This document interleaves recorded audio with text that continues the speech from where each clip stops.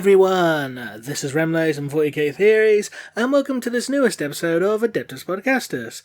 And I have to say that being ill sucks. Joining me as always is Tactica Imperialis. Hello everyone, apologies for the lack of an episode in the last month. Being ill does indeed suck, and I was far too disorganised to sort out some guests of my own, so sorry about that, but we are here now. Yes, and as you can probably tell, we have no guest this episode because, quite frankly, I didn't even know if I was going to be on this episode today, so blame Tactica for that one.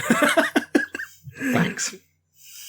But yes, it's one of the things you don't really realise is how much you sort of rely on each other to get things done. Like, I'm so busy with work, I rely on Remleiz to sort out Podcastus, and suddenly Remleiz goes down, and it's like, oh, right, hang on, Podcastus, I need to sort that on my own now. And it completely went out the window because I was trying to sort everything out. But made it to the Christmas holidays and officially, formally qualified as a teacher now. So all worth it.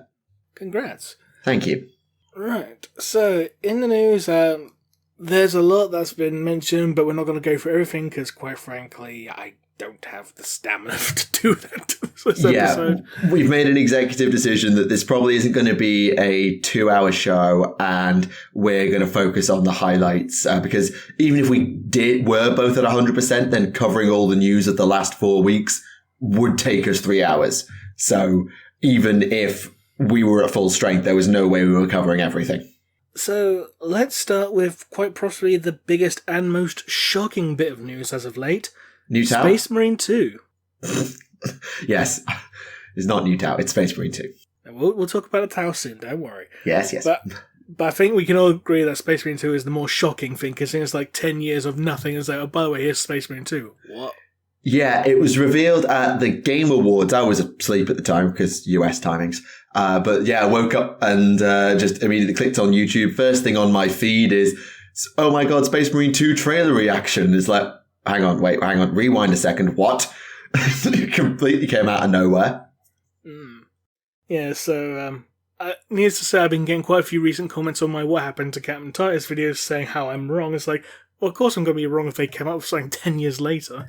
Absolutely. But yes, Captain Titus is back. It is not a spiritual successor to Space Marine. It is an actual sequel. With Titus now a Primaris Lieutenant, a nice work around the hang on, we have too many second captains of the Ultramarines problem. Basically, he got demoted.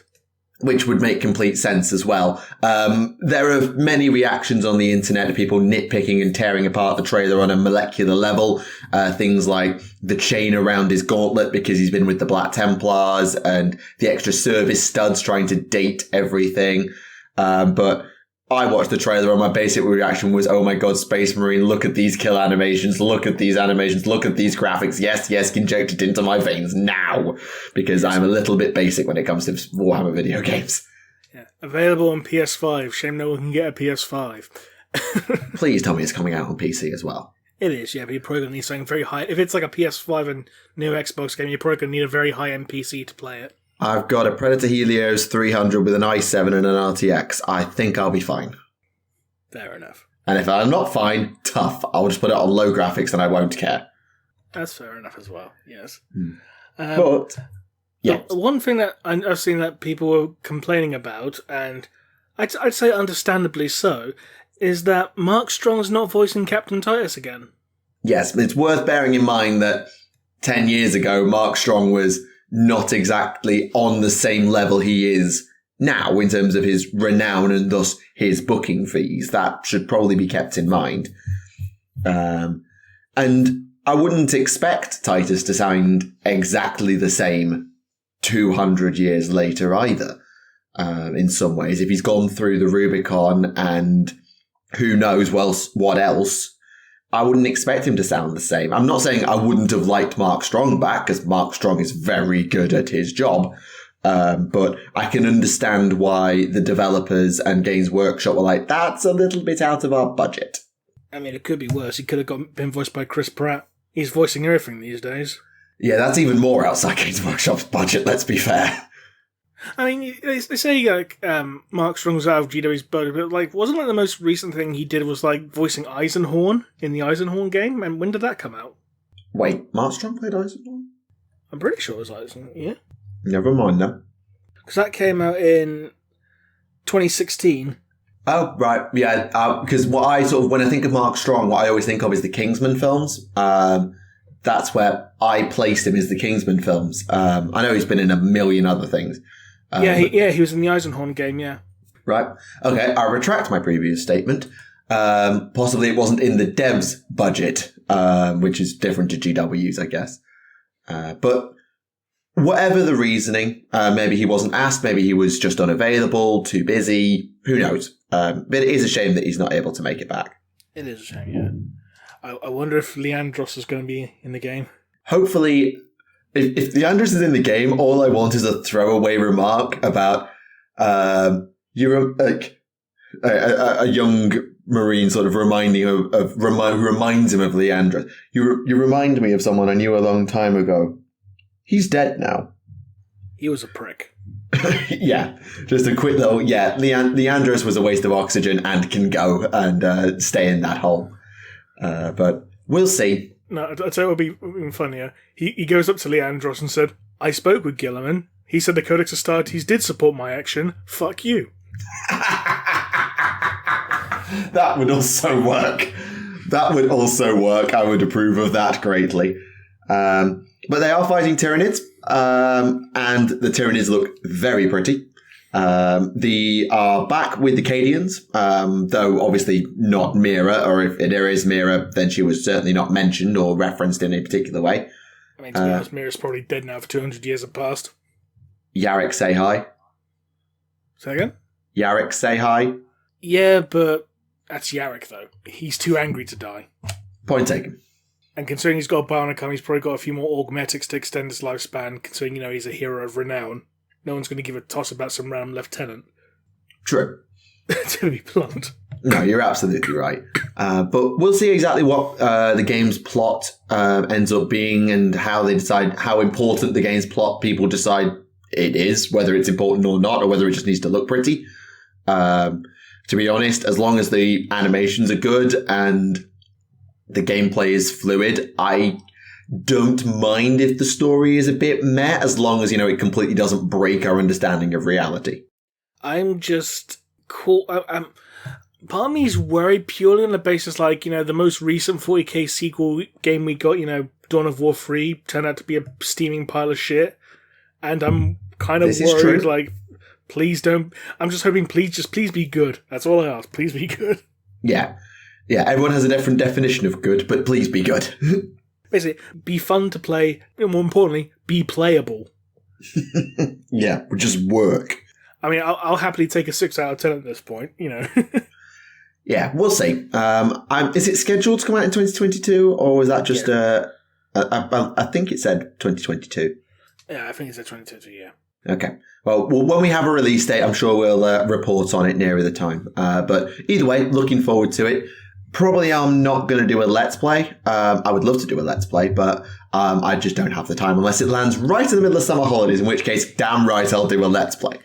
My PC won't run it regardless. My PC can barely run Dawn of War 1. Right. Rem's patrons, can we start a fund to get Rem an upgraded laptop or PC as a priority? Can we do that? Just to let him play the shiny thing, if nothing else. I wonder if there's going to be a twist villain in it again, like in the first one, because you start off fighting orcs and halfway through, now it's Chaos Space Marines now. It'll be interesting because the Tyranids are arguably an even more one-dimensional foe than the orcs, because Grimskull, whether you liked him or not, had a lot of personality and was a real good foil to the Space Marines. The Tyranids, by design, almost can't have that. They can have characters and communication and be able to banter, I guess, but nowhere near on the same level as an orc war boss who is instinctively funny because he's an orc. So I think it would serve the plot well to have a twist villain, but also you don't just want to copy paste the first game onto the second and just change the textures and call it a day either. Turns out the twist villain are the Ultramarines themselves, and you go Renegade. That would work. Also, did you see they custom made him a brand new jump pack? Was it not the same one as the Inceptors? No. I'm going to have to find the one that Shrike has. I'm going to need to remind myself by looking at the article, but they talked about in one of the articles, and they posted like 5, so it might take me a minute or 2 to exactly find it. But they did an interview where they talked about the jump pack in particular. Yeah. It says, you might notice that the jump pack pattern is a little unfamiliar. In fact, you won't have seen it anywhere before.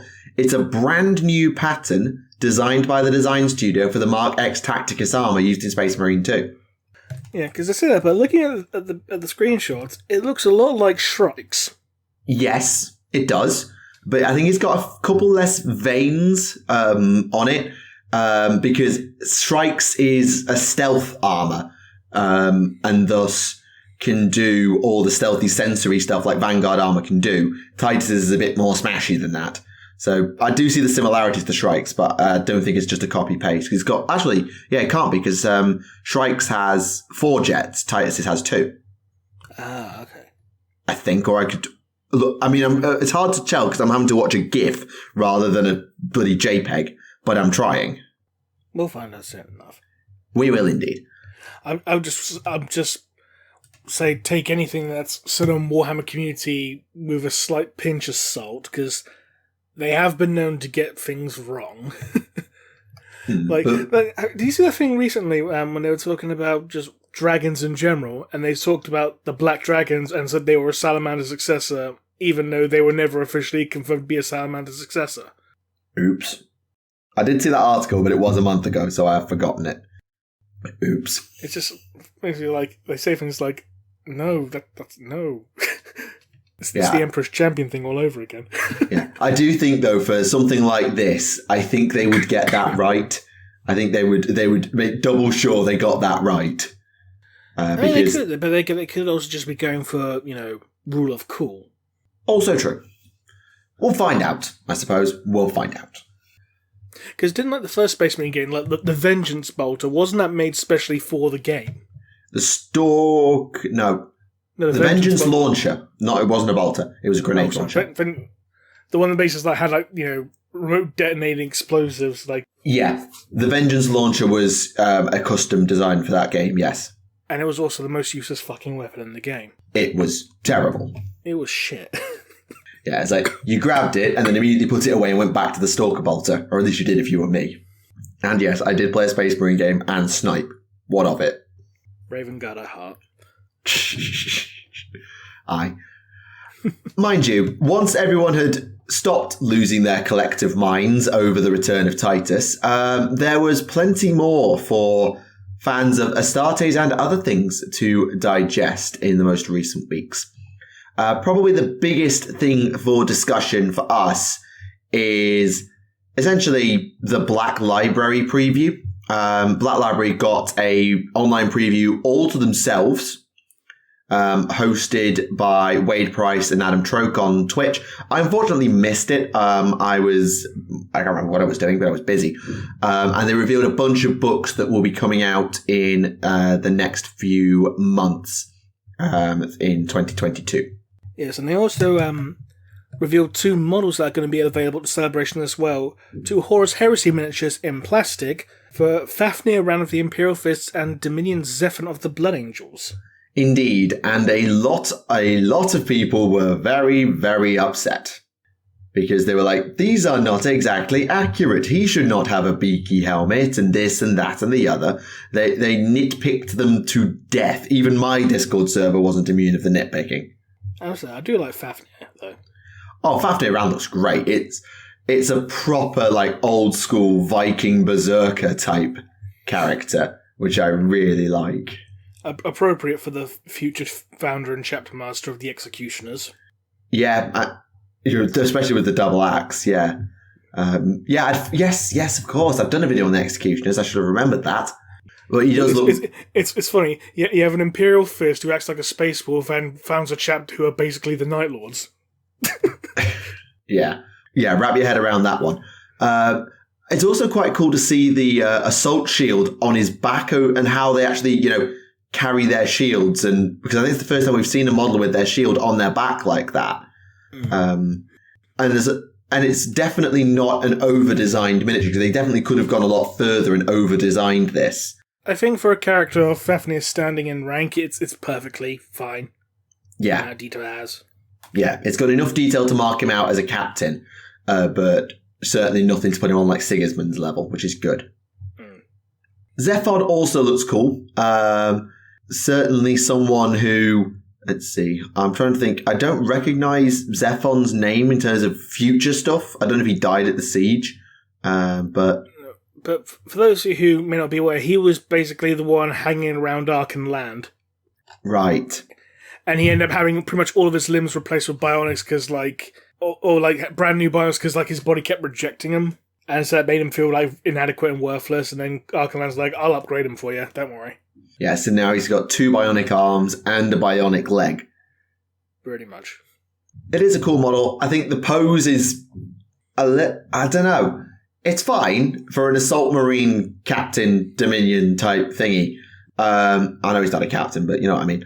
I think it's fine. I just would be, if it weren't plastic, I would be so scared of that thing falling over all the time. I'm really glad it's plastic.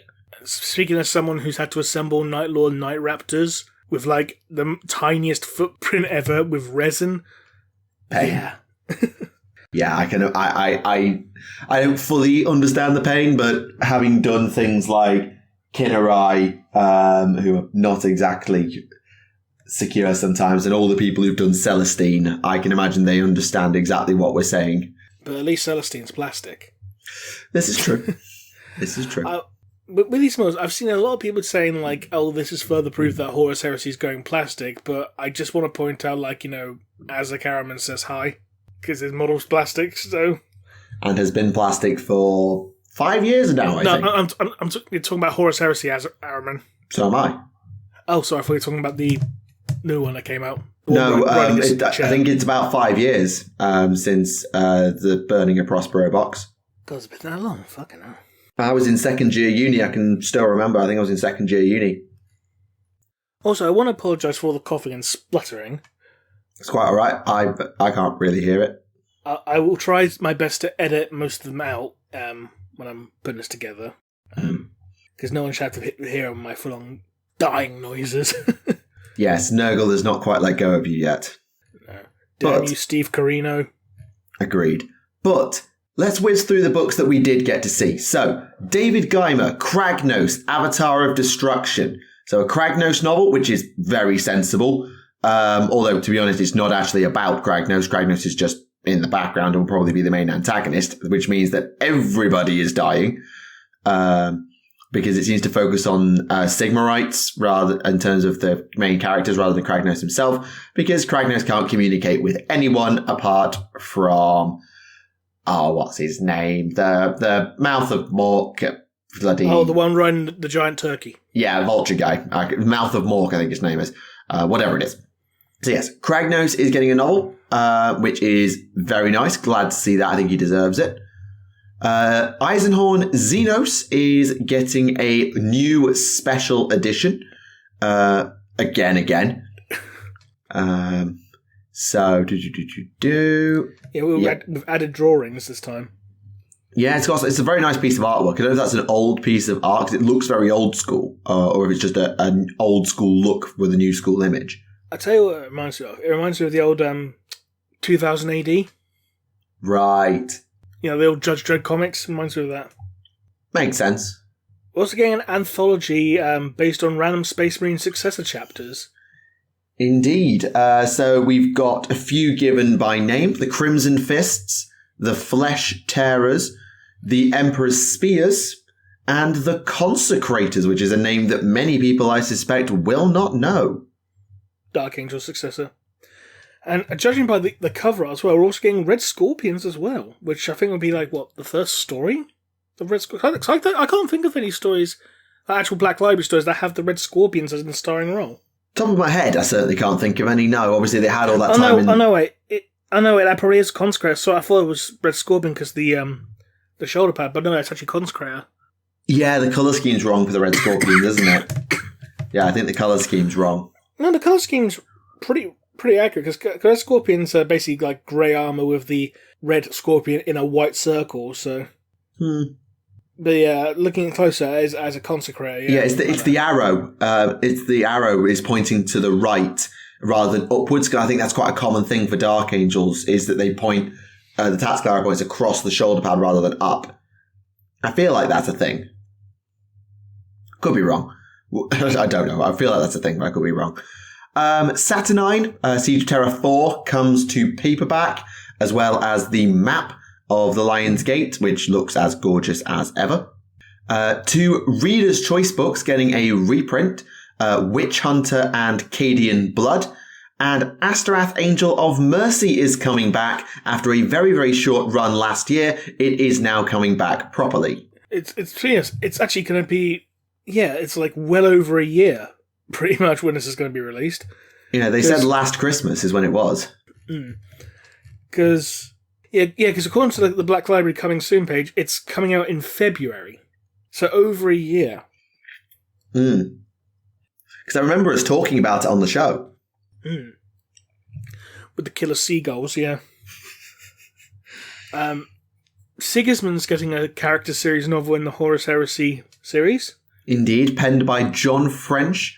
And it is actually, it seems like a interview with Solomon Voss.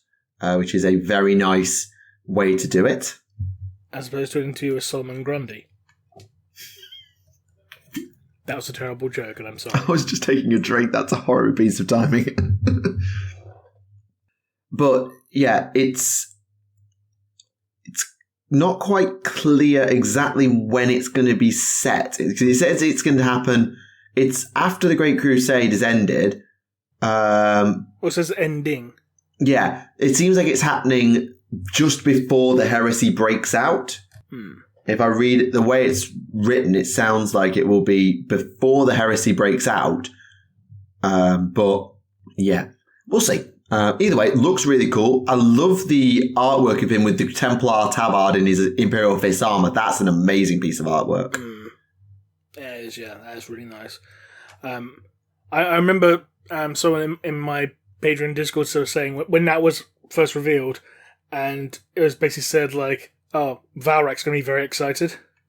Accurate, most likely, very, very accurate.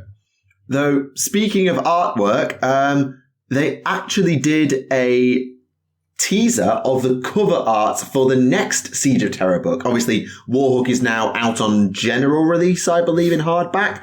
But Warhawk came out before the limited edition did, because it was released in Australia first for some reason. Confused everyone. Oh yeah. But they have revealed the art for Siege of Terra 6, I think it's 6, which shows Sanguinius standing alone being swarmed by Sons of Horus and World Eaters in particular. And I love this artwork. It's Siege of Terra 8. This isn't 8. This is 8, yeah. How is this number? I thought Warhawk was 5. So this would be 6. Warhawk was 7. Oh god, yeah, well, sorry, I thought there were 8 books in the Siege of Terra series, not bloody 12. What am I doing? We had Solar War, Lost and the Damned, First War. Got it now. Been an idiot. Got it now. I just completely forgot Mortis existed. Hang on, I took 1, 2, 3, 4, 5. Oh no, this is 7.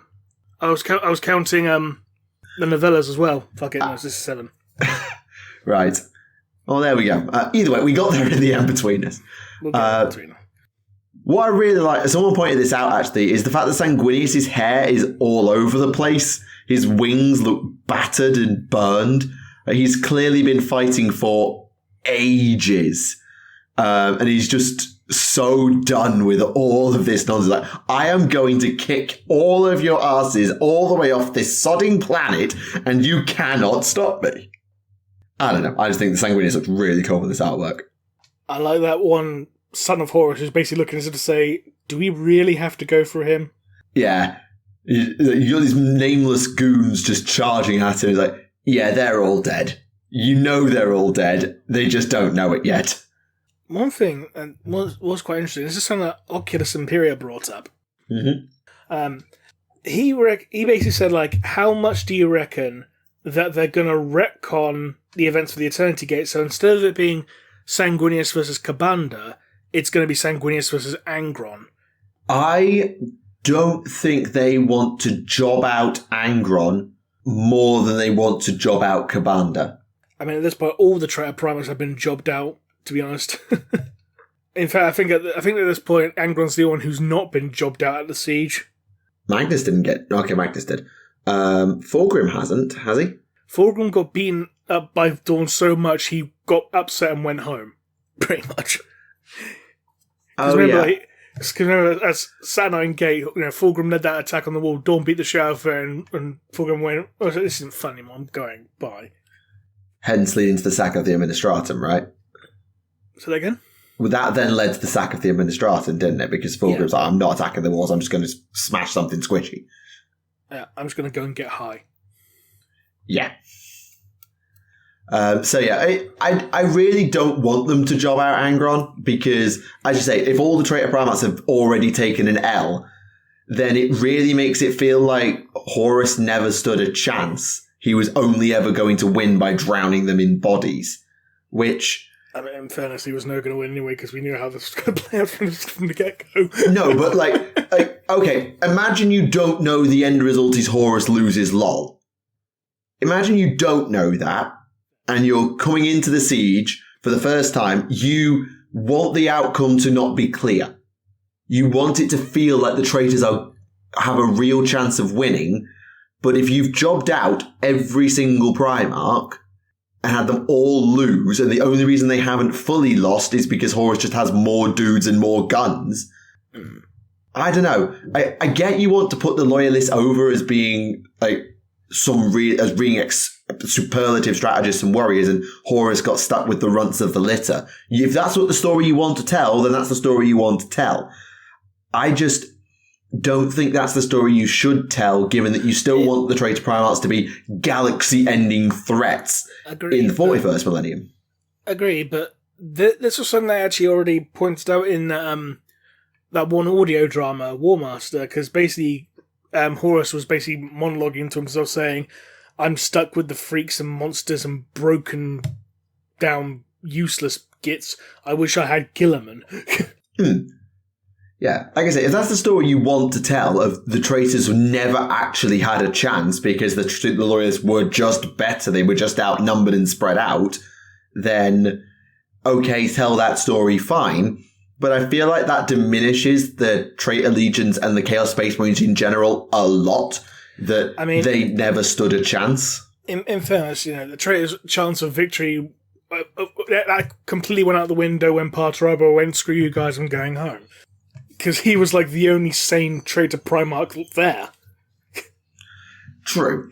Because Angron's too busy screaming at the walls, Fulgrim's too busy getting high, Magnus was moping and then got banished back into the warp. Mortarion, spoilers for Warhawk, Get there later. Lorgar was told to fuck off before the siege. Alpharius said, I'm fucking off before the siege. Sorry, Omegon did, sorry. Conrad Kurz was yeeted into space by Sanguinius. And Horus is busy snorting warp dust on the vengeful spirits. This is all true. Yeah. Yeah, like I said, I think it's just the story you want to tell. I personally just feel like it cheapens the Chaos Space Marines of, in the end, they were always doomed to lose. Which I know is kind of the Cabal's whole shtick. Like, the Cabal were like, Chaos is not going to win on their own. We have to help them win so that they themselves and the Chaos gets destroyed. Mm-hmm. But how Games Workshop can be with no, it has to be the Imperium. Imperium wins, lol. John Cena's music starts playing in the background. Yeah. Yeah. We'll see. I hope they don't change it, is all I'm saying. Like, if you want Angron to, go completely insane and be lured off into a trap like a raging bull with a matador, okay, get him off world some other way. Just don't have Sanguinius break his back, please, because that really jobs him out. I mean, I can understand the idea of wanting to swap Kabanda with Angron, because it gives Angron a bit more of an actual role to play in the siege itself.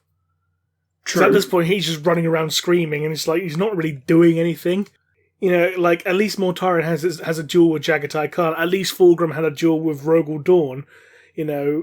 and at least Perturabo had that, his, crisis of faith, as it were, with the whole cause, and Angron's just there. Yeah, you make a point.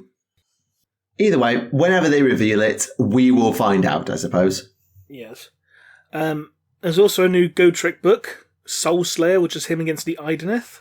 Yep. I haven't read any of the Gotrek books in the modern setting. I may make an exception because I think this would be quite fun, watching the blazing heart of Akshi and mass murder, drunkard murder machine, can't take anything seriously Gotrek, up against cold, distant, borderline actually soulless Ideneth.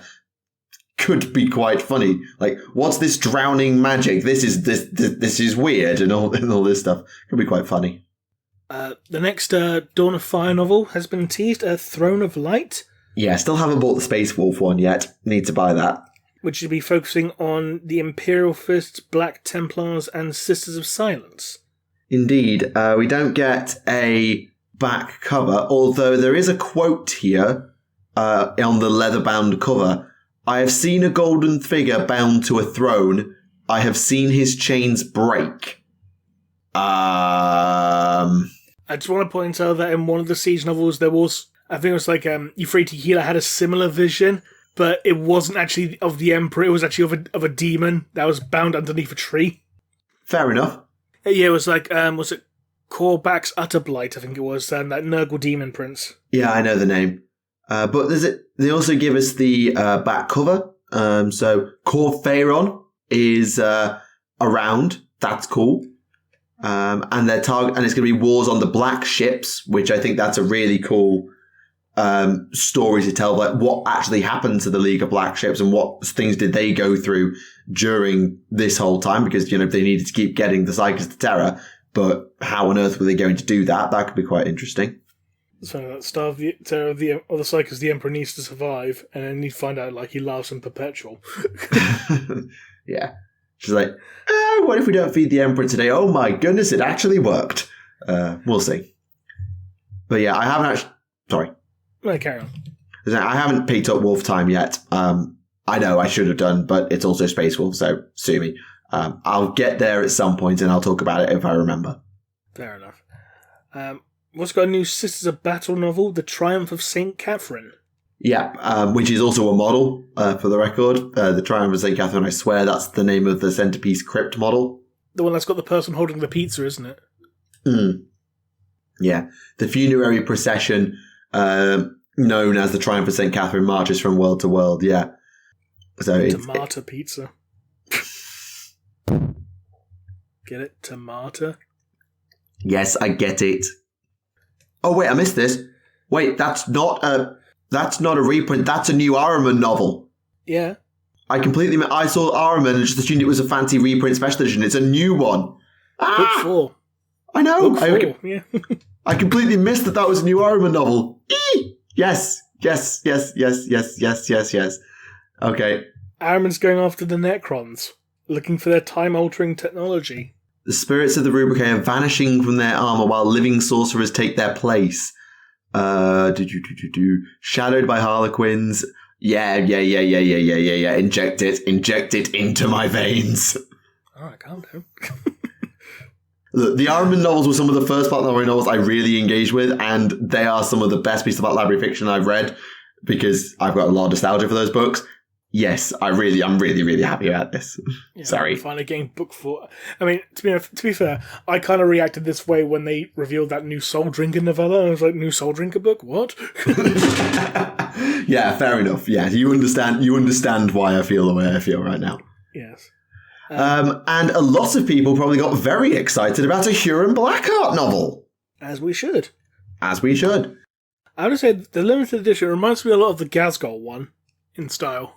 It does. Now you say it, with the sort of the portrait in the centre and then grey around the outsides, all in grayscale, which is really good. Actually, like even the standard issue version of the two looks the same as well. Because the standard issue, it's just it's the same, but it's got different coloured text. So it's green and Ghazghkull and red for yellow for Huron. Oh yeah, I had actually seen the regular cover of the Ghazghkull novel. I'd only ever seen the grayscale cover, the special edition cover. I'd never even seen that. So that maybe that's I suppose we could call it their non-Imperium character spotlight cover style. Oh, aka the school textbook style. Yep, a little bit. A lot bit, actually. A lot bit with that font. It's also by Mike Brooks, which should probably be worth pointing out because Mike Brooks is very good at his job. I'm trying to remember the last book. I think the last book of his I read was Brutal Cunning. Yeah, he's most known for his orcs. Yeah, he also did that Navigator novel, which was good, though. He did, yeah. I haven't heard of a bad book that he's done, certainly. But if you're looking for something a little bit more edgy sci-fi in terms of its cover art and fonting, I draw you to Assassinorum Kingmaker, with what looks like a pair or possibly even a wider execution force. It looks like just two assassins sent to assassinate a king of a night world in order to ensure succession and prevent secession. Yeah, a Kalidas assassin and a Vindicare. Indeed. We've got quite a nice combination, having a very stealthy melee assassin and then Captain I Don't Move for 20 years sniper. Should be quite an interesting one.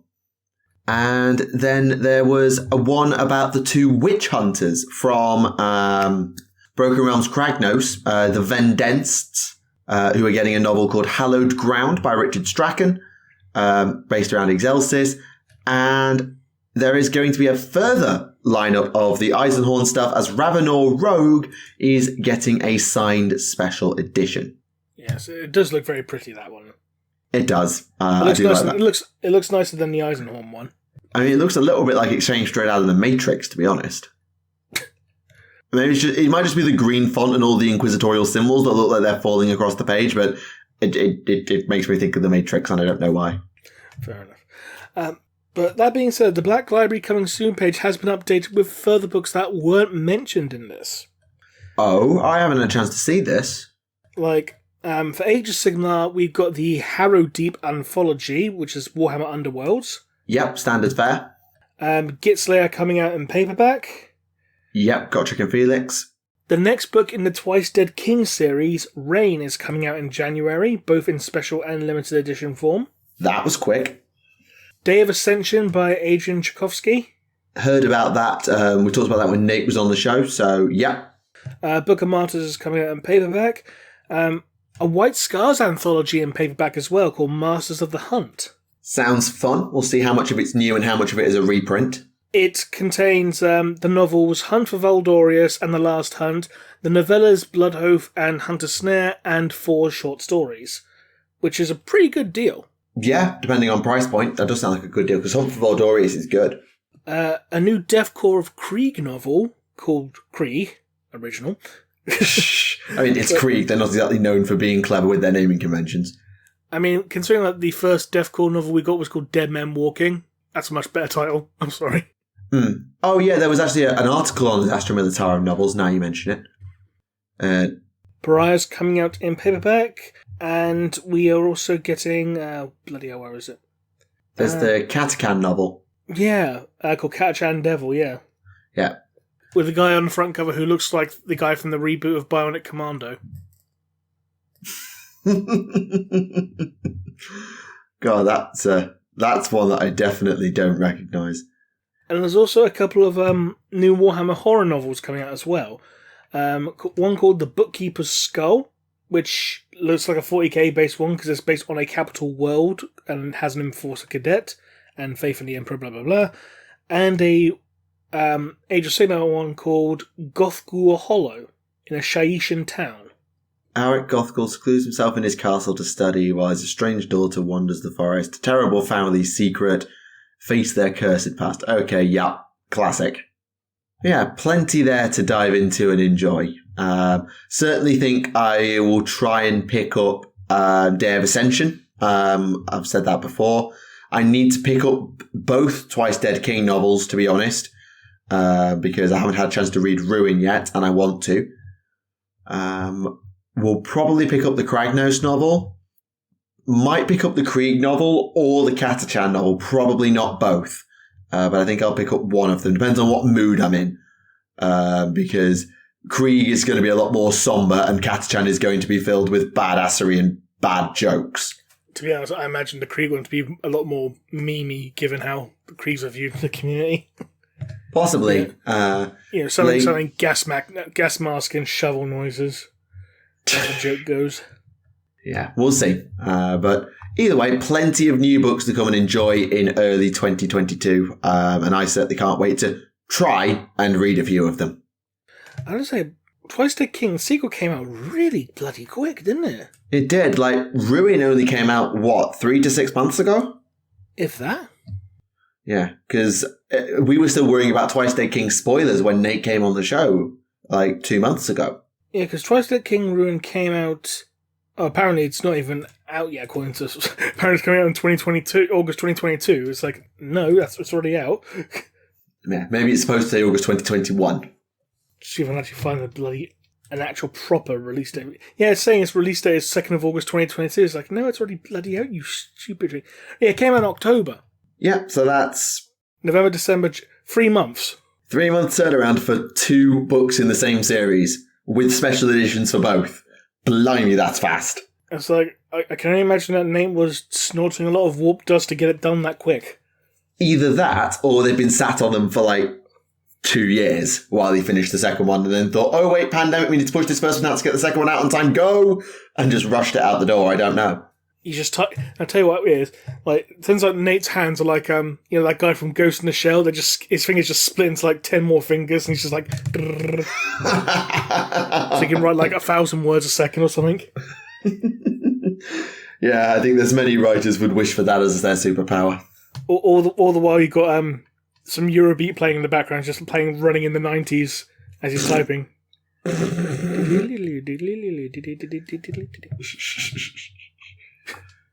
Right. I miss the running in the 90s memes. You don't see them anymore. It's a shame. Yeah. Meme culture has definitely changed a little. Sadly. Right. You've kept me off the topic for 45 minutes. Can I talk about some Tau now? No. Yeah, go on then. Right. The Tau are getting a new Codex. Yay! So this is the first Codex of 2022. It's going to be the Tau Empire. Hang on. Are the Gene Student and Custodian Codex out yet? Never mind. Hang on. Let me double check what the article said, because I feel like they're the first, but I'm very willing to be wrong. Because I don't think those two have come out yet. I mean, they've been teasing them a lot, but I don't think they've actually been released yet. No, you're right. You're right. Gene Stealer Cults are definitely not out yet. So they are first. Sorry. With Crossfire. Oh, they have Crossfire rules now. No, getting distracted. So yes, the Tau are coming early in 2022 and have been given one new model as well as the upgrade to the Pathfinder kit from Kill Team Chalnath, that being the upgraded Dark Strider, the Pathfinder named character. It's a nice model. It's a Pathfinder boss with some extra stuff and a slightly cooler gun. It's exactly what you'd expect Dark Strider to be, if I'm completely honest. In some ways, I kind of prefer the old one on a badassery level, but I think in terms of who Dark Strider is, this is more his kind of model. Wasn't Dark Strider the one who's riding on the top of a devilfish? No, that's Longstrike. Yeah, sorry. Yeah, the old Dark Strider is just sort of in a bit more of a stand and fight kind of firing pose, whereas the new one's in a bit more of a sneaky, stealthy pose. So on a badassery level, I kind of prefer the old Dark Strider, but the new Dark Strider is a logical evolution. The gun is similar, and the weapons he's using and the war gear he's using are also similar. So it's a good nod and upgrade. But now he has a unique gun. His gun that looked different now actually works different, being AP -2 and damage 2, which is pretty powerful. They've also confirmed that pulse weapons have more range now, which is lovely, and some AP. They're actually better at penetrating armor than las guns now. That whole punch you off your feet thing. Yeah, they do that now. Thank you. Hey. God, pulse rifles have missed AP -1. So yes, thank you for that. The structural analyzer still remains. It's instead of being -1 toughness, it's now +1 to wound. Makes sense. And the other thing I really like about what they've done with the Tau is they've reworked Montcar and Cao Yon in a beautiful way. I really, really like what they've done. So it used to be you called a Montcar or called a Cao Yon once per game with your commander and got a bonus, and Farsight and Shadow Sun could do it twice. Now you pick at the start of game to be either Montcar or Cao Yon. If you have Montcar, then you get a bonus in the first 3 rounds of the game. And if you pick Cao Yon, you get a bonus in rounds 3 to 5. So you get a bonus if you play it patiently, exactly like Cao Yon should. So it really is a nice way of thematic storytelling through the rules, where Montcar really wants to be aggressive because they're going to get worse and worse as the game goes on, and Cao Yon is going to get better and better as the game goes on, so they want to play it slow. I don't know, I think that's just really good. That's just really good design, if you ask me. Admittedly, I'm probably not going to read the second one because I play Farsight Enclaves, therefore I'm playing Montcar. Shush. But, I mean, if you get within 18-inch range on round 1, you've got AP -2 pulse rifles that reroll once to wound at strength 5. It's just like, inject it into my veins, please. Yes. Yes, yes, yes, yes, yes, please. I'm really looking forward to this Tau Codex, because I haven't played it in so damn long. I actually really want to play it now. I just want to take a moment to appreciate the fact that the cover art is not just a recolor of a previous edition's Codex art. Like with Ave just being like, hey, it's the 7th edition Codex, but it's a white battlesuit now instead of an ochre one. Yeah, they did do that, didn't they? Yeah. They really did do that. No, I really like the new artwork for the Tau Codex. I really like it because it shows that they're clearly still up to their necks in it, but they're actually using their terrain. You know that terrain that they're supposed to fly around in for fire support. Yeah, they're actually using it now, and it's always orcs against Tau. It's always those two. You've got shield platforms. It looks like they're defending a Tau city as well, kind of anyway. So, yeah, I think it's a really, really nice piece of art in general, personally. So, yeah, that's all I can really say about Tau at this time, because there's no more to say about the Tau until they come out now, sadly, or until they get more articles. But, yeah, I just wanted to definitely talk about Tau because, I'm the Tau person. I can't not talk about Tau. Of course, yeah. Absolutely. It's like if they released Codex Supplement Night Lords, you would be all over it. Yeah. While we're here, it's probably worth mentioning the Advent engine. We're not going to dissect all, to this point, 17 pieces of it because, honestly, that's just long. But they have made it very clear that a lot of the reveals they are doing in the new year are going to be themed around Eldari and around Chaos. Yeah. So it kind of leads credence to the whole rumours regarding the box set of, Eldari versus Chaos Space Marines. Some of what I've seen makes me think Dark Reapers. There's one in particular that's a really nice crest that looks like it came straight off the Light of Eltharion, to be honest, which makes me think Swooping Hawks. But there was also a very sleek-looking chainsaw as well, so possibly new Striking Scorpions. Possibly. On the Chaos, did you see the James Workshop message? Because in there he definitely did mention the word Plastic Aspect Warriors hidden under a cloche, but then the feed cut before you could lift the cloche. So they're definitely doing some form of Plastic Aspect Warriors, wherever they are. I mean, don't forget there was also that one video they did with the Plastic Thunderhawk, so... This is true. I still remember that one because it had the clock saying Plastic Sisters of Battle, Plastic Thunderhawk, and then they dropped the clock for the Plastic Squad and it's like, hey, they got a new squad model. Yes, they did. I remember that one. Yeah, it's a shame they actually took that video. They unlisted that video now, which is a shame. Oh, that's weird. I mean, you can still view it if it's in your favourites, but the fact it's just unlisted is why? Because I remember everyone absolutely lost their shit, meanwhile, in the Underhive, new abhuman bounty hunter, no job too small, and everyone's like, they're not. Oh my god, it's a fucking squad! Yeah. Yeah. The Necromunda has led to a lot of collective squeeing over, oh my god, they did the thing that no one thought they were going to do, look at the thing. And while we're on Necromunda, I think that's a good segue, actually. They did reveal a couple of new miniatures a few weeks ago for that. A slopper and a scabber. So, fat bloke and, come and look at my wares while I shank you guy. Funny enough, the slopper, I did mention this on Twitter, but he looks like the guy who runs the kebab shop near me, a guy called Big Baz. He just looks so much like him, it's fucking scary. It's like...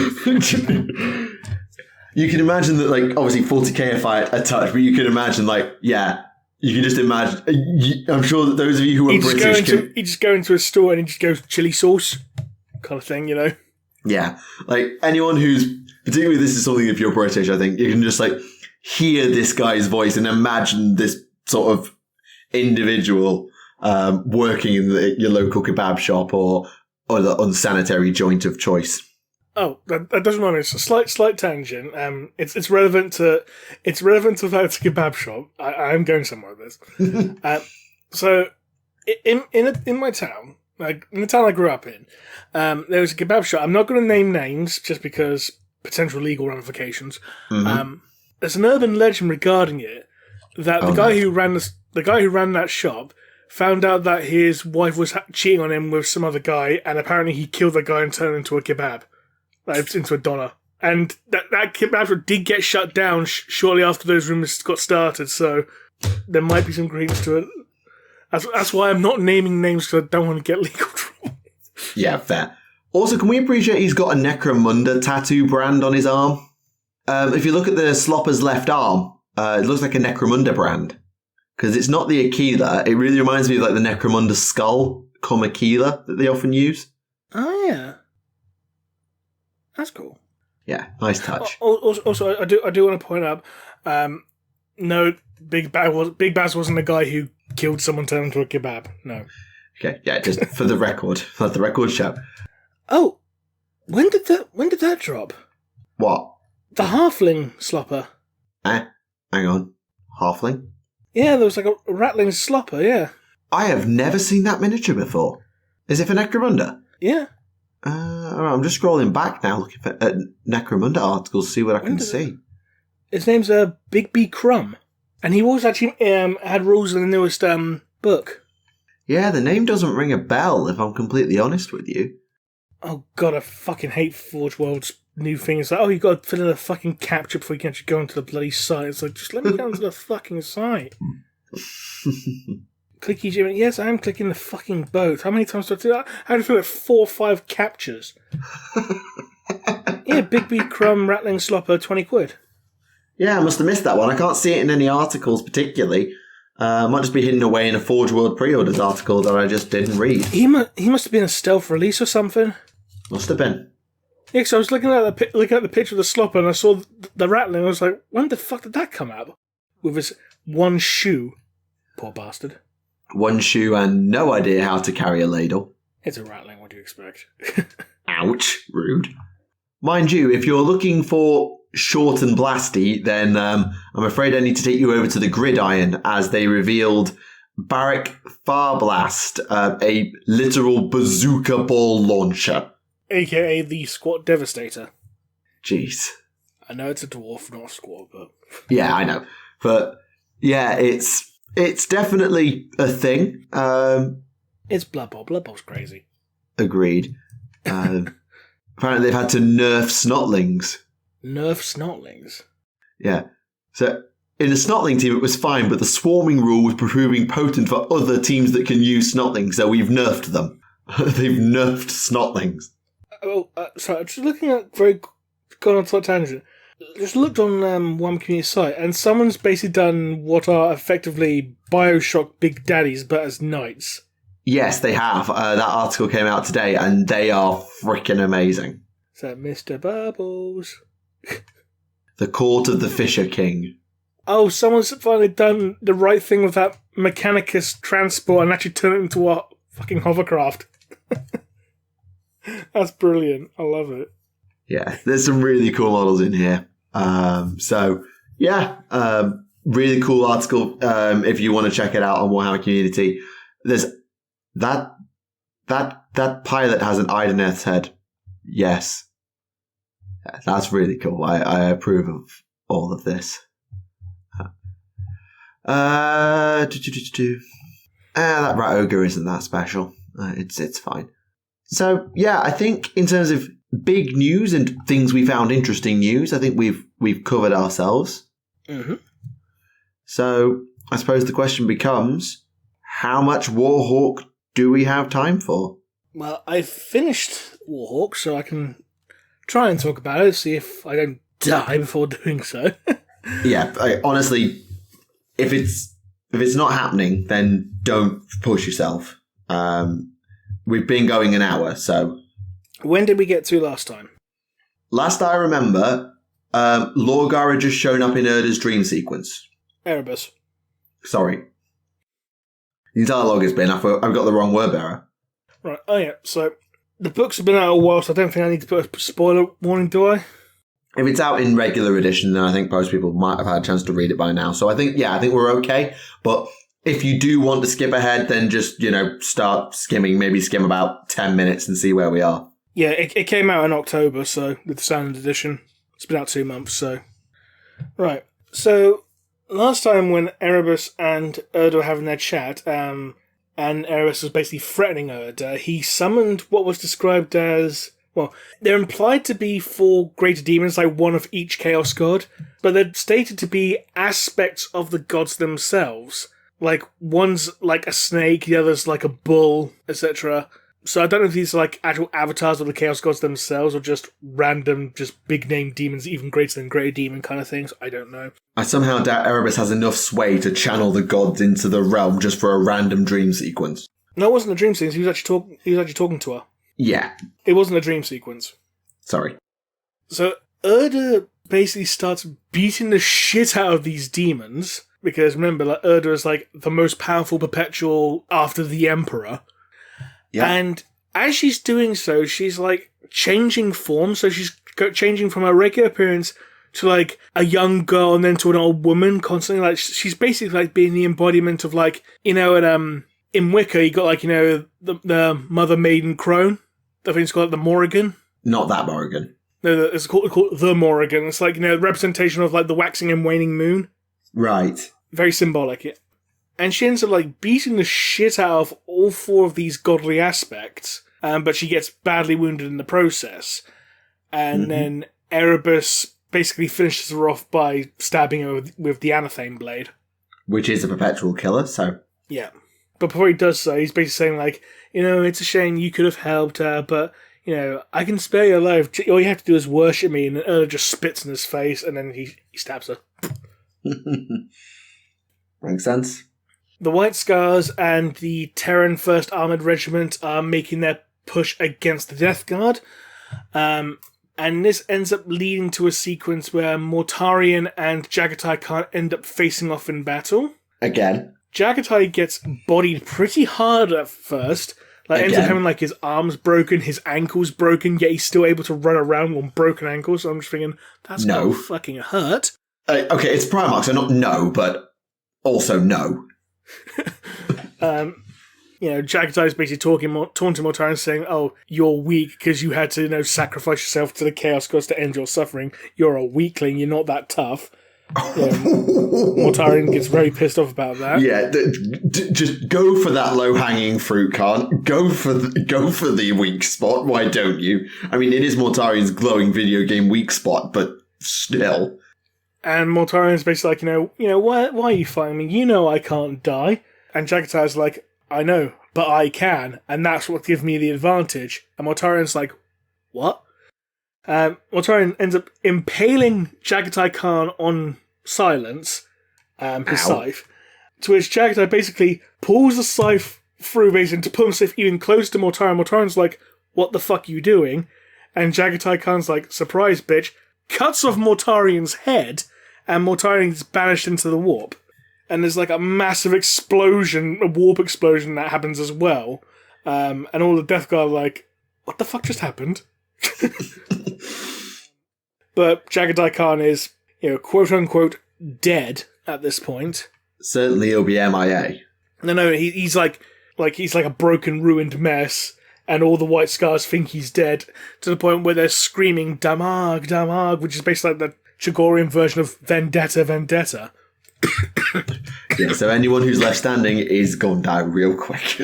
Yeah, basically that pretty much has the White Scars going absolutely into full-blown Khorne Berserker mode, effectively, and the Death Guard like, fuck this, we need to retreat. Yeah.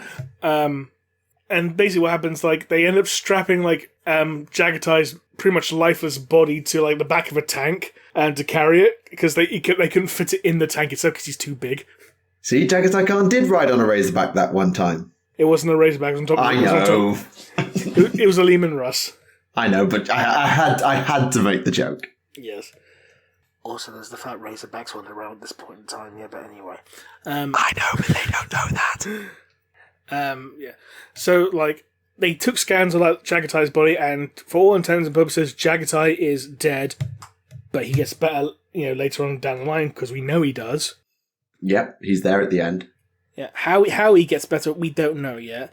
I think it's either something to do with Malkador or something to do with Acte and Elenius Pius's crew, because there's like 2 Psykers with them.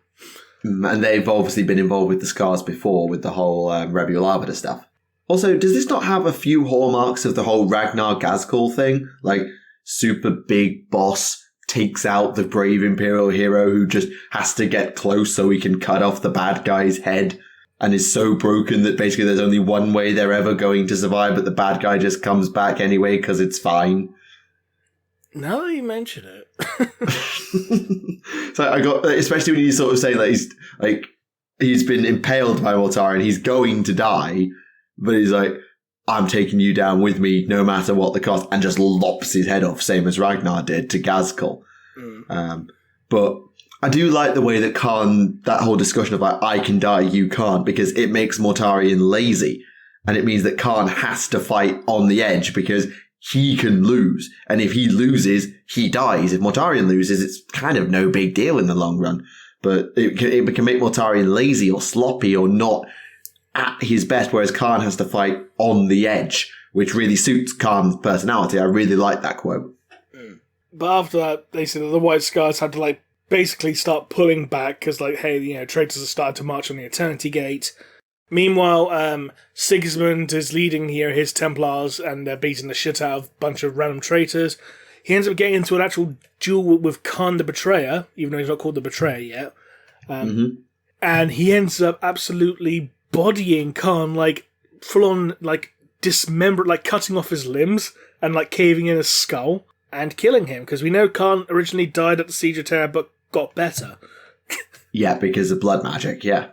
Though I didn't realise he had all his limbs cut off. But they just sort of tally. Sigismund was always the best swordsman in the Astartes. He went toe-to-toe with Angron and didn't lose. Or if he did lose, he didn't lose that badly. So Sigismund whooping Khan, especially full-on blood rage, not in control Khan, makes total sense. But, Sigismund eventually, has his troops pull back as well, to which Fafnir Ram was like, I'm surprised you actually obeyed that order. Accurate.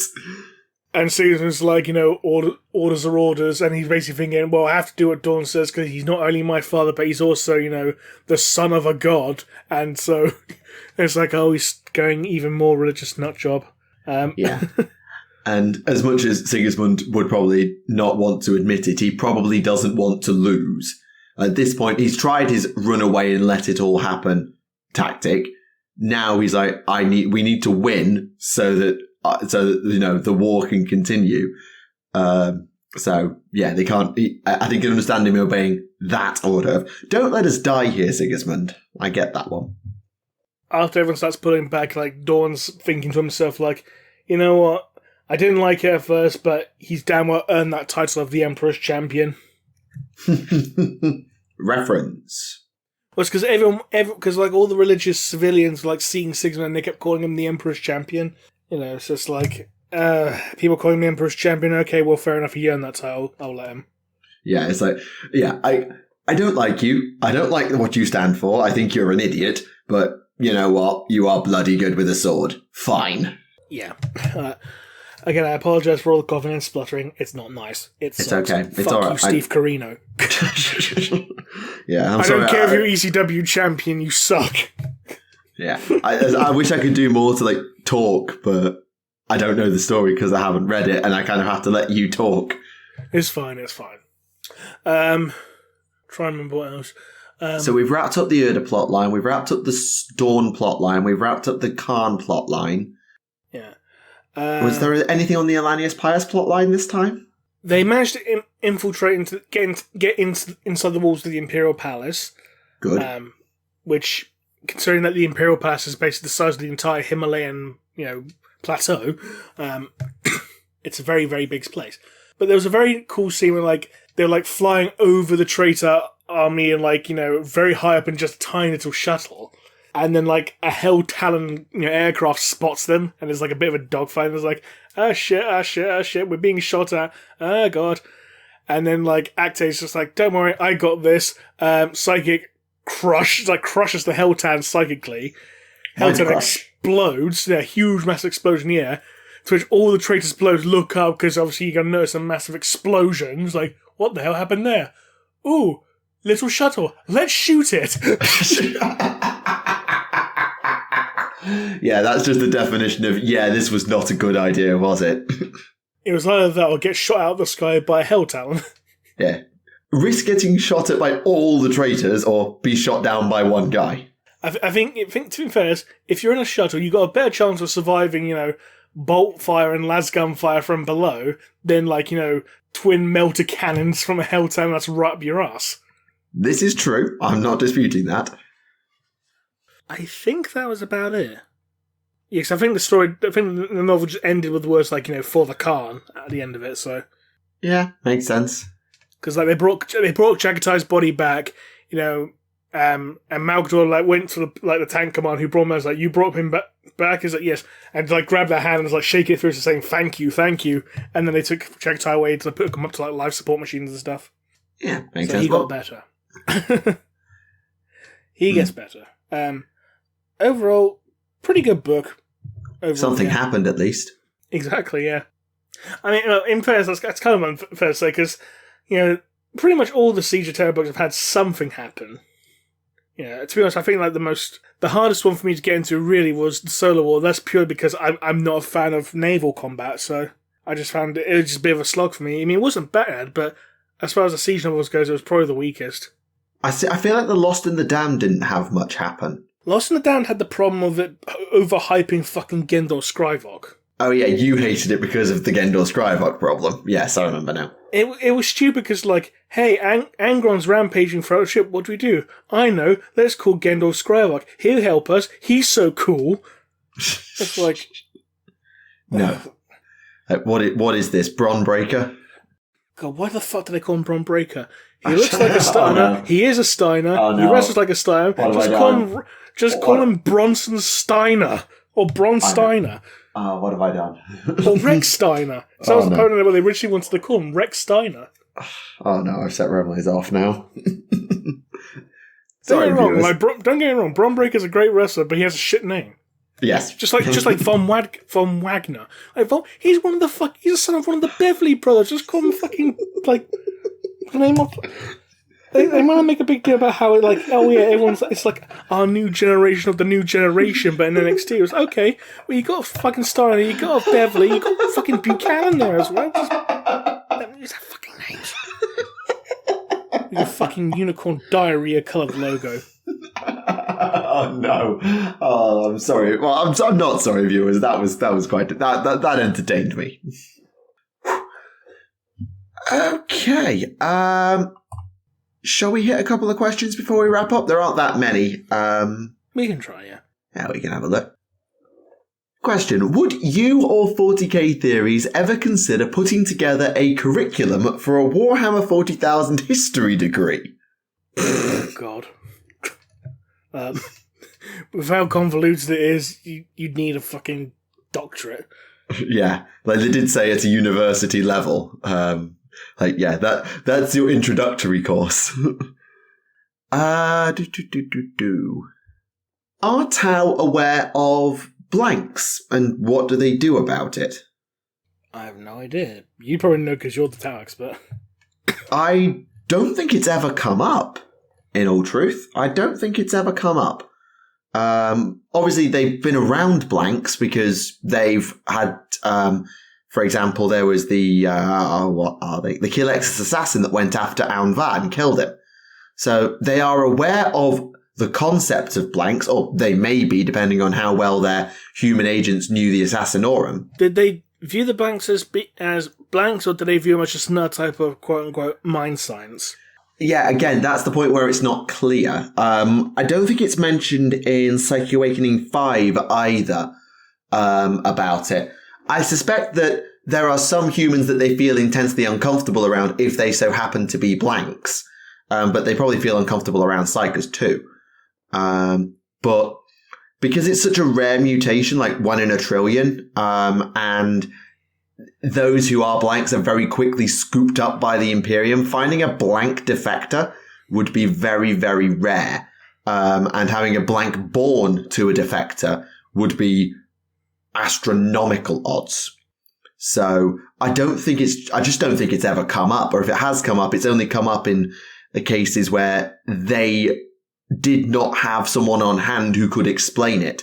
Because the Sisters of Silence, most people haven't heard of them. Kilex's Assassins, most people haven't heard of them, which are the two main sources of blanks in the Imperium. So I just don't think it's come up that much yet. If I had to guess, I'd think they'd probably just view them as another type of mind science. Yeah, most likely, I would suspect. Just a completely different type. Mind science being what Tal used to describe psychers. Yes, they do. God, this illness sucks. Right. Okay, this is one that could go a bit longer, so bear with. Is 40k narratively stymied by its unofficial stance of never answering the questions that it asks, resulting in a setting where everyone is circulating theories, hello, to answer decades-old questions whilst never being able to ask any new ones? I think having open ends is always good, because you're regardless of what your narrative is, you always want to leave some air of mystery for future lore building later on down the line. Because, if you look at, the Horus Heresy itself, for, the longest time, all we had was, Horus turned traitor and led a rebellion against the Imperium. That was pretty much all we had. So it's okay, why did he turn traitor? What was reasonably up to it? Did the Emperor have a hand in it coming? Was the Emperor just a shit dad kind of thing? Agreed. I think they're deliberately leaving plot points open because they want to explore them later on down the line. Because do you remember I think it was 4th or 5th edition where they started dropping hints about Iliad? And then in 7th we got the whole Iliad story with, Ivrain and the Inari. I think certainly 5 or 6 years ago when we started this podcast, I would answer the question, yes, I would say it was. Because they had been stuck for what felt like 3 or 4 editions on the 1 minute to midnight type scenario. But since 8th edition, and even more so in 9th, they've really actually started setting things up and paying them off. Where they've actually started to tell stories where they can go in new directions and fill in some old gaps. I'm not saying that they should fill in every gap, because as you were inferring with the heresy, I think Voldemort made this point. One time we were speaking to him. You don't want to answer everything, because the heresy is a lot less interesting now to people than it was 10 years ago, because we know a lot more and there are a lot less questions. So you definitely don't want to answer everything. You don't want to answer too much. But I think modern 40k is starting to strike a better balance of this is the story and this is where it's going, and we are going to just telegraph that this is where it's going and set things up and pay them off, but leaving a few things left and a lot of things left unanswered so that they can come back to them later. I think it's better than it used to be, but there was certainly a time where this question, I think, was absolutely true. Yeah. Especially from 4th to mid 7th, it was really bad. And as someone who joined in 5th, it's all I knew. Because in 3rd edition, at least 3rd edition gave us the fall of Cady before they decided to retcon that out of existence, and it also gave us Armageddon 3. Yeah. Because what really came after that is not that much until around Gathering Storm. I mean, if you can think of something that came out in between, feel free to interject. Bad Ab War. Bad Up War was a thing from that first edition, though, so... Vrax. Vrax was a Forge World thing. I don't think we really count them for the... Alright. Armageddon 3's Gathering Storms. It's going to be Pre-Fall of Cadia. Hired Coring of the Tyranids. Battle for Macragge, etc. Again, that was the thing. That was the thing since like, late first, second edition kind of thing. Oh, yeah, I know it was earlier in the timeline. I did, because obviously Tyranids being a newer, right? Yeah. Yeah. I'm talking about recent developments in the plotline from like being added kind of thing. Yeah, you've got me. I genuinely cannot think of one. Yeah, I can't think of one. I mean, like, if you're being generous, I think you could also say, like, the second Battle of Fenris, with the Return of the Wolfen. But that wasn't in Gathering Storm, but it was in the run-up to. Yeah, exactly. It was, like, the thing that came just before it, so... It came out, like a month before Gathering Storm? Yeah, it was certainly... they were in the same time sequence, I remember. Those supplements came out very close together, because, like, Curse of the Wolfen came out 1 month, and Wrath of Max came out the month after, I think. And then after that was the first Gathering Storm book. Yeah, it was very quick. Arguably too quick. I think it's because they realised, like, oh shit, 7th edition's winding down, quick, get all the shit out the door. Yeah, maybe. And then I got Fires of Syraxis cancelled, and no, I'm still not fucking over that. Still not over it. We'll never be over it. It's like they fucking cancel Fires of Syraxis, it's like, oh, you want to use all these, Horus Heresy era, cybernetic units? Well, too fucking bad. You want these new Tau battle suits? Too fucking bad. You want a story reason why Caleb comes in a Leviathan Dreadnought? Too fucking bad. Have his model, but you can't have a reason why. Yep, basically. They could have adapted it for, like, 8th edition. Like, they could have made, like, a style of, like, a new series of Forge World, Imperial Armored books for 8th edition, but they never fucking did. Yeah, Forge World has basically had everything to do with 40k taken off of them at this point. Pretty much. It's a shame because, like, the Imperial Armour stuff was some of the best 40k stuff you get. Writing-wise, yeah. Which is a bit harsh, but yeah. Right, there's okay. a reason why there's a reason everyone loves Vrax, because there's 3 fucking huge, massive A5 books from. And Bad Ab. Add 2. Okay, yeah. Same idea, though. Funnily enough, out of all the Imperial Armour books, the cheapest one I got was Taros, the Tower one. That was the cheapest one. Yeah, I got that for like a £5. Yeah, insert nobody cares about Tau joke here. The funny thing is, it's the thickest book. It's the biggest one. Insert nobody cares about Tau joke here. The most expensive one was Fall of Orpheus. That was the most expensive one for me to get. Because I had to get it on the secondary market. Fall of Orpheus. Necrons. Knew I knew it, but I couldn't quite remember where I knew it. Yeah, because Fall of Orpheus was Necrons, and he had Doom of Mymeria, which was Eldari. Oh, yeah. Yeah, I remember now. Which had the brand new Aspect Warriors. Oh, yeah, the... Shadow Spectres. That's it. Literally, I can name their Phoenix Lord faster than I can name their Aspect. And also adding rule for Corsairs. Like, you could actually have a Corsair army list. For 10 minutes, yeah. They should do that in the new Eldari Codex, which they're clearly doing. Bring Corsairs back. That reminds me. Did you notice when they... And go back to the Tau Codex briefly, the new one. Mm-hmm. Did you notice on the side, it said Codex Supplement Tau Empire? What? Yeah, did you not see that? What? Yeah, like, when they first revealed it... No, it says Codex Tau Empire. The book says Codex Tau Empire. On the spine. And the cover. Oh, they must have updated it then, because when they first showed it on Warhammer Community, it said Codex Supplement. Yeah, it definitely says Codex now. It made me think, so we're going to get Codex Supplement for Tau Empire and Farsight Enclaves being also a supplement. Yeah, they've updated it. Good. I think someone must have pointed it out. You scared me there. Does that mean we're going to get Codex Supplement Crute Enclaves or something? I mean, I'll take Codex Supplement Crute, thank you very much. But, yeah.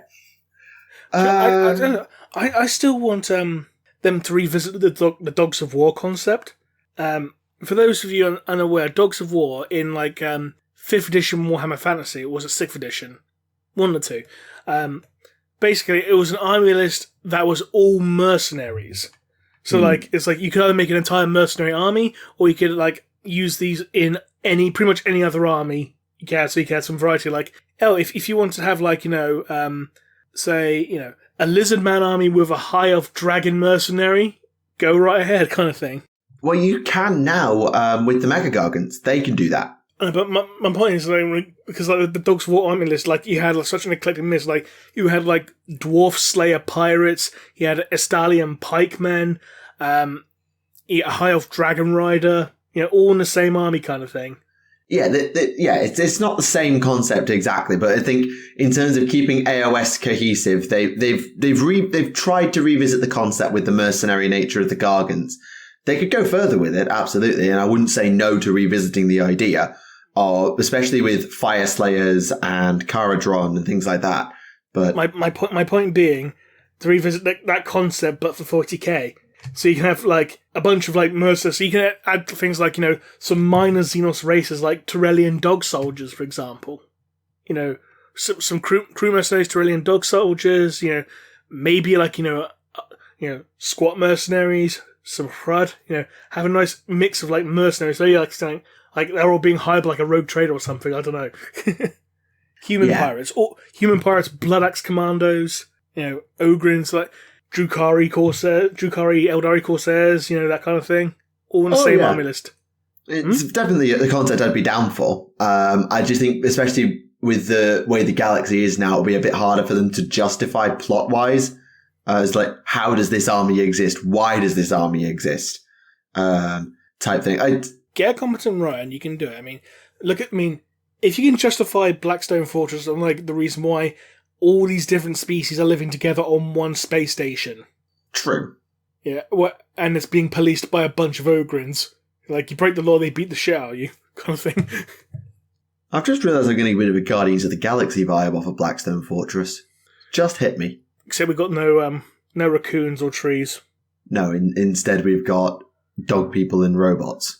Fair enough. I do have the Blackstone annual. It does have rules for like you can have like orc flash gits and stuff like that.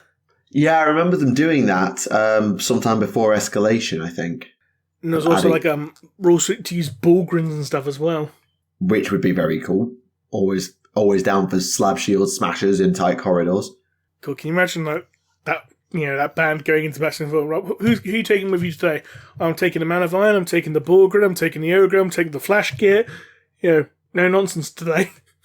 Yeah, it's like, we're going to smash them, bash them, and dackle them in the face. Nothing is surviving this one. To be honest, I think the only thing they didn't add was like a Space Marine Black Shield. They could have added that as well. That would have been awesome. Different power level, though. It's kind of like when you do the 40k role-playing games, like being a Space Marine severely impacts your character build versus playing, say, a Guardsman, because Space Marines are so much more powerful than everybody else. True, but I think, a Bullgrim will probably be on that same power level. Just, war gear and armor, though, as well. I mean, but, say a Black Shield Space Marine with, power armor, a chainsword, and a bolt pistol versus, an Orc Flash Git with a custom Mega Blaster. Yeah, the Orc just misses and then gets its arm chopped off. We've all played enough Space Marine to know how that goes. Imagine them on the same side, though. Oh, yeah. You can just imagine the Space Marine just grabbing against, aim over there, thank you. Yeah. It's like, right, I'm going to hold your arm and I'm going to tell you when to click the trigger button. Now. Just literally grabbing this gun and pointing it for the Orc. She's like, I can't fire it. I need you to press the button because it won't work for me. But please point it there, and there. Thank you. Shoot that. Shoot what? The big thing. Okay. Boom. Yeah. Or just like the Space Marine charging into battle and suddenly a custom Megabot whizzes and sort of almost dings off its shoulder. Or this plasma ball just grazes and sears off the paint from the shoulder pad. And he just looks over his shoulder like, who were you aiming at there? What's this aiming thing? Sounds like a Blood Axe concept. Even with targeting squigs, orcs are not accurate. Oh, speaking of Blackstone, so I also put on Twitter a while back, and pretty much, and when I pointed out, everyone was like, yes. But the Guardian drones, The new headcanon is that they sound just like Regirock from that one Pokemon movie. Oh, is this that stupid meme that I've seen going around? Sound, yeah. Oh, I've seen that meme.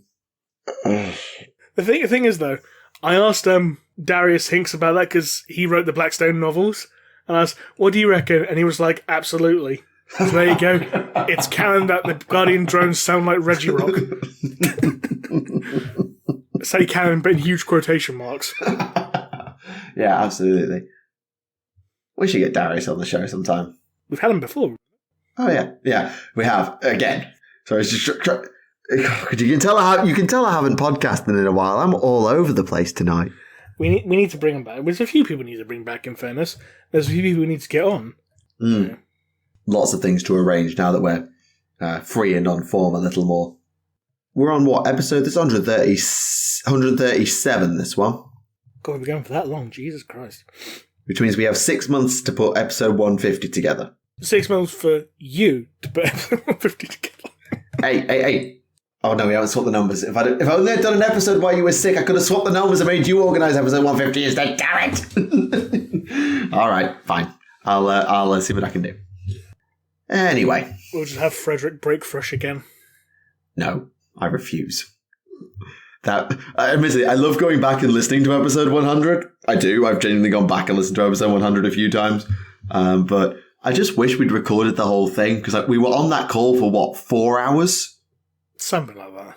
Like the show was its 2 hours length. We signed off and people just kept talking and it just kept going and going and going for 2 more hours as people gradually drifted off. It was so good. I just wish we'd recorded it. The 48-hour spectacular. Both of us have limits. Again, I apologise for all the coughing and spluttering. It's okay. We're at 140, just for the record, if we're cutting this bit out. Let's do one more. Okay. Right. Okay, this is going to take a little bit of reading just for me to get this right. So, are Imperial Guard regiments biased on which Astartes chapters could be involved in heresy by the Inquisition? Are there, for example, certain Guard regiments who would more than likely be loyal to a loyalist chapter over the Inquisition, and vice versa? So, for example, more denying Guard who will stand with the Iron Hands because of the work they've done, or a Guard regiment getting ditched by the Dark Angels and just being like, they're heretics and they screwed us over, and wanting payback when the Inquisition come calling. I think this would depend on the situation at hand, because if a space chapter's been fighting alongside and helping the Guard and doing things that weren't considered heretical, and then the Inquisitor turns and says, "Oh, by the way, they're heretics," the Guards will be like, "No, they were helping us out. They're cool," kind of thing. They're probably trying to stick out, kind of with Mira to Titus and Space Marine 1, that sort of thing. Yeah. But if the Dark Angels turn around and say "Oh, there's a fallen. Right, we're going to have to shoot all these guardsmen now. Oh, pity." I think the guardsmen would be in their right mind to say, "Right, I'm calling the Inquisition about these bastards." Yeah. But ultimately, when the Inquisition show up, the Guard's word means diddly squat. Also, are there any stories of Catachan killing Inquisitors? Because, they kill Commissars, why not? No, they don't kill Commissars. The Commissars just have unfortunate accidents. Yes. All right, air quotes. And to be honest, I don't think even the Catachan are stupid enough to try and mess with an Inquisitor like that. Well, one might, but then if as soon as one of them gets it wrong, well, that entire planet is getting nuked and it doesn't matter. You killed a member of the Inquisition. Good night, Betsy. Yeah, exactly, yeah. Right, I think we will draw the questions to a close. There are a couple of others that I'll keep in my back pocket for a future episode, but I think given how long we've been off from doing this and the fact that, you can tell by the amount of nonsense I've spouted tonight that I'm not at 100% and everything else, I think it's probably fair we draw the episode to a close there. Yeah, as I said, I'm going to try and edit out as many coughs as possible because it's not very pleasant to listen to and someone's just constantly going in your ear. Sorry for that horrible noise just now. It's fine. It's completely fine. I know that I've had COVID. I had it 18 months ago, and whilst I've recovered in 10 days, I know how rough it is, and I do feel really that I hope that you do get better soon. I tell you what really, really disheartened me. This fact saying it can last up to 12 weeks. Fuck. Yeah. How am I ever supposed to make videos now? Pretty much. That's pretty much how I'm feeling. That's fucking horrible. I hate it. Fuck you, Steve Carino. But it's been good to talk to you again. It's been good. It's been a while since we've done this, and it's been good to have you back on and just shoot the breeze with you again, even if it has been slightly cut short. Oh, sorry about that. It's fine. But yeah, definitely, yeah. So, until next time, this has been Remleiz from 40k Theories. This has been Tactica Imperialis, and happy Christmas. And hopefully I don't die. Bye-bye.